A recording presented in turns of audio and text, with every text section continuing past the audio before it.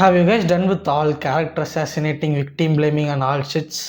முடிஞ்சா எமோஷனில் கலட்டி வச்ச மூளை எடுத்து திரும்ப மாட்டிட்டு இந்த கோயம்புத்தூர் ஏர்போர்ட் முன்னாடி நடந்த இந்த பிரச்சனையில் காமனாக கேட்கப்பட்ட கேள்விகளுக்கு கொஞ்சம் காமன் சென்ஸோட என்ன பதில் பார்ப்போமா?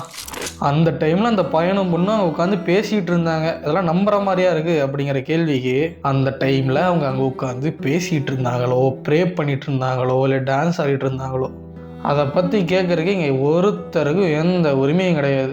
என்னப்பா பேசுகிற, அந்த டைமில் அவங்க போனால் அப்படி தான் நடக்கும் அப்படின்னு கொஞ்ச நாளைக்கு முன்னாடி இந்த படவா கோபிங்கிறவர் 11 மணிக்கு மேலே போனால் நாய் கடிக்க தான் செய்யும், நீங்கள் ஏன் 11 மணிக்கு மேலே வெளியே வரீங்க, வீட்லேயே இருங்க அப்படின்னு சொன்னதுக்கு எத்தனை பேர் கொந்தளிச்சோம். இதுக்கும் என்ன வித்தியாசம் இருக்குது? எஸ், இந்தியா ஒரு சுதந்திர நாடு தான். இங்கே இருக்க யாருக்குனாலும் எங்கேனாலும் எப்போ வேணாலும் எந்த டைமில் வேணாலும் போகிறக்கு உரிமை இருக்குது. பட் சட்ட ஒழுங்கு சந்தி சிரிக்கிற மாதிரி இருக்கிற நாட்டில் இருந்துக்கிட்டு என் உரிமை அப்படி தான் போவோன்னு சொல்கிறது பியூர் ஸ்டூபிடிட்டி. இதை கன்சர்னிங்காக சொல்கிறவனே பிடிச்சி கடிச்சு வைக்கிறதுல எந்த பிரயோஜனம் கிடையாது.